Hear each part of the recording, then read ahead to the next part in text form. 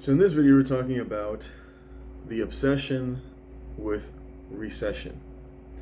There's a lot of people talking about the coming recession any minute now. You hear many people who follow the bond market. You hear people who push gold, etc. Everybody who basically has an agenda, everybody who has something to sell you, typically tells you there's a coming recession, there's a coming collapse, and you need to do this. Here's my course, buy my gold, etc. And it works fairly well because it's a narrative that gets pushed in the counterculture of fiat currency. And what I mean by that is it works alongside the narrative. For example, you say, don't watch this movie, it's terrible, it's whatever. People will go out and watch it to hate watch it, as an example. It works very similarly with currency. If people think that there is going to be a recession, they become more productive. Maybe they'll find a second job just in case. And so they increase productivity. People typically don't become less productive, they become more productive. If you think that there's going to be a recession, then you're going to do whatever it takes to hold on to your job. So you're going to work harder. You're not going to ask for that raise. Just like, for example, AI. People obsessed with AI is gonna, this narrative. Oh, AI is gonna take over all these jobs. All these people are gonna get phased out. So what does it do? It just like, for example, what's going on right now with the Hollywood writers. Oh, we're gonna phase out Hollywood writers and all these different people. So they go on strike. They go on strike and they demand their jobs. This is exactly what they want. So if you perceive that people want more money, then you create a narrative that they're going to lose their job. You create a narrative that people are going to lose their job, that this thing over here is going to take away their job, or that there's going to be a coming recession. People are going to fight harder for their own enslavement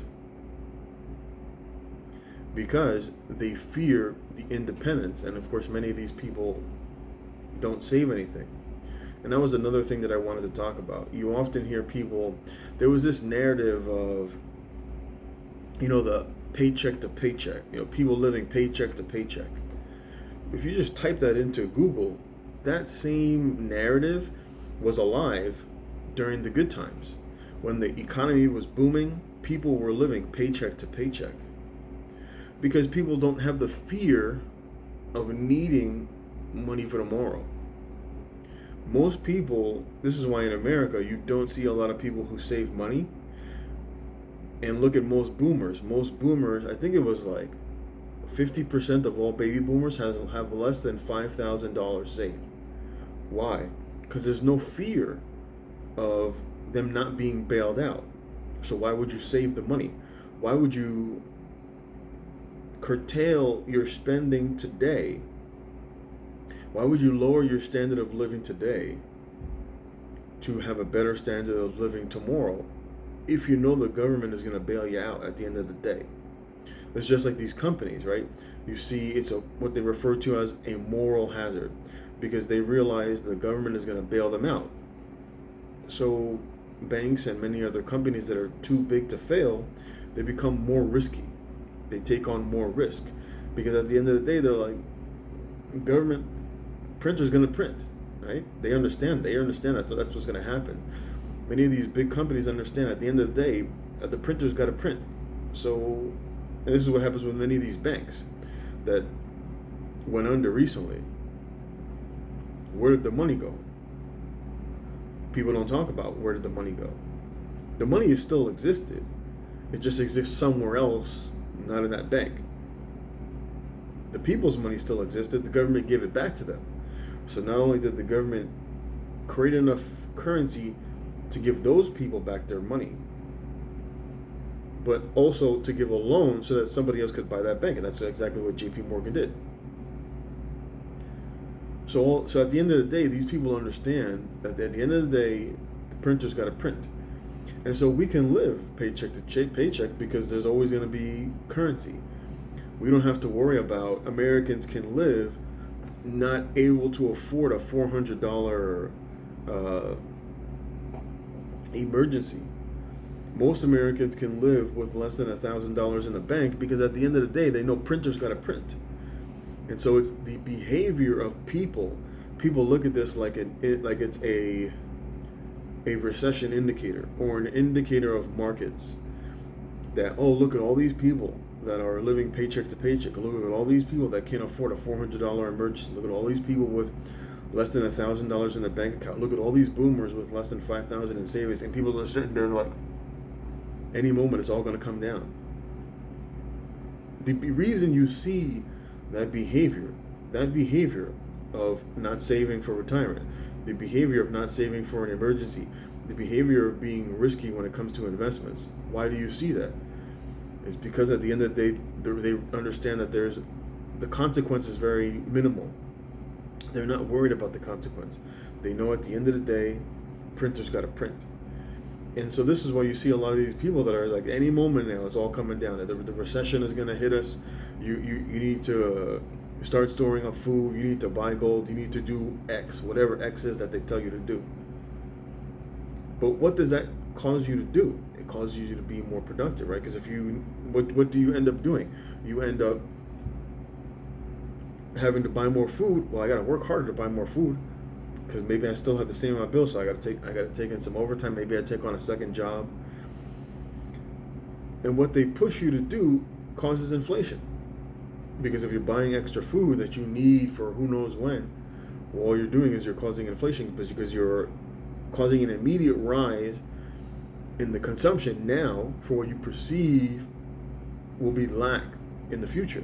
So all you're doing is causing inflation now, because if the supply can't meet the demand, then all you do is cause inflation.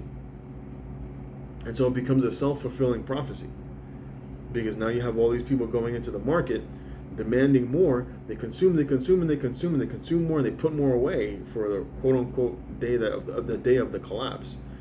And then it doesn't happen. And then this narrative repeats itself. This is why when people looking at a GDP in a fake economy is irrelevant, because a GDP is just the cost of goods and services after productivity. So whatever it costs you to produce, if it costs you 10,000 in parts to make a car, and you sell the car for 40,000, well then you've got 30,000 of GDP, because you don't take into consideration the cost of the materials that it took into place to make whatever product or service. And so it's fake.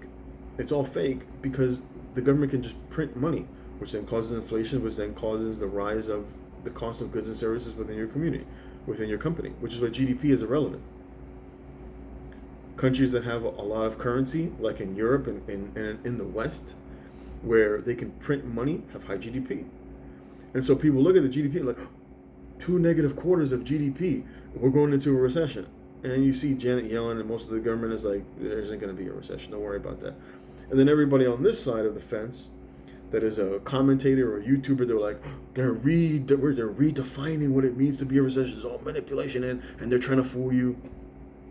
And it's like, shit, you were fooled from the beginning because the economy's fake. Looks like it's going to be a thunderstorm out here in Arizona.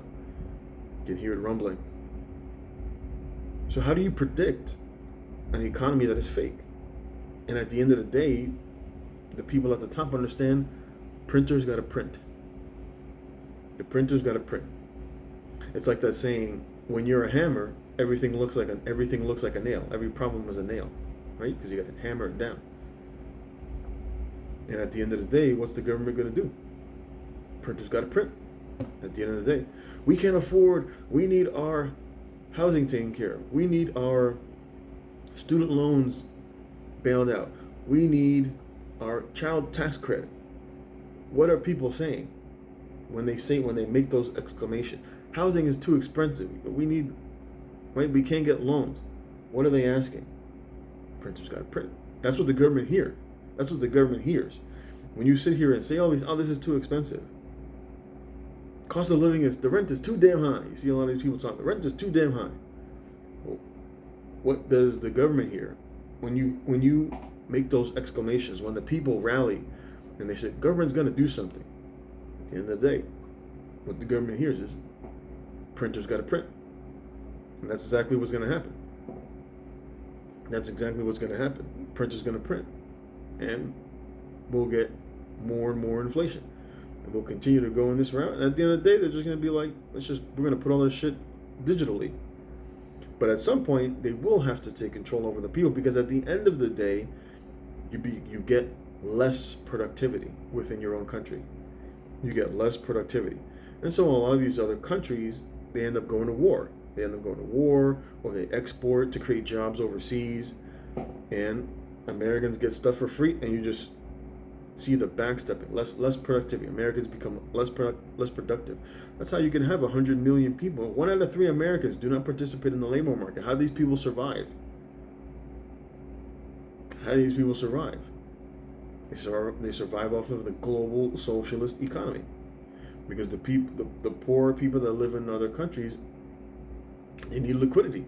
That's what they say. Like, hey, we can't get a hold of these dollars, and the people don't want their own currency because they value the dollar more. What does that say to the government? Printers got to print. That's what it says to the West. That's what it says to the bankers. At the end of the day, when you hear, oh, we're squeezing, we're hurting, we can't get food in many of these second and third world countries. The cost of commodities is so high. Why? Because they're based off of dollars. Most of the commodities, because originally America went to war with Saudi Arabia against Saudi Arabia's enemies and said, hey, denominate oil in dollars, because people were losing interest in printers got to print. That's what happened in the 60s. That's what happened in the late 60s. People were losing confidence in the dollar.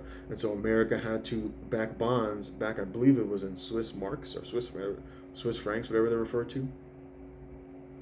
And then eventually they were able to go back. Once they regained the trust of the people, then printers got to print. And of course, the way that they did that was by going to war with Iraq, in Saudi Arabia, and said, hey, we will control your enemies. We will push your enemies back for you. Just make sure you denominate that oil in dollars. And now energy, of course, is the beginning of productivity. And so since energy is denominated in dollars, everything else became denominated in dollars in terms of commodities. And at the end of the day, when these countries were getting squeezed because America was withholding the printer, this is what they cry. They cry, we need more dollars. Price is too damn high. Not enough liquidity. And so what does that say to the government? And what does that say for the people in the country? Printers got to print. This is how you can have what they term zombie companies. How do you have a zombie company? You live off of debt. They're not real jobs. They're not jobs that are needed. They're not jobs that are productive and that produce an income. They're fake jobs. They're fake jobs that are produced off of debt in a fake economy. How do you predict a fake economy? This is why all these people can sit here and talk about, we're going to have the recession is going to be terrible. It's coming. You better be ready in 2022. The housing market is going to collapse, and the housing market continues to go higher. Because at the end of the day, the people know printer's going to print. This is why you see a lot of these companies buying. You see a lot of these companies like BlackRock buying up assets. Why? Because if the housing market does collapse, most people who own homes, they refinance their home.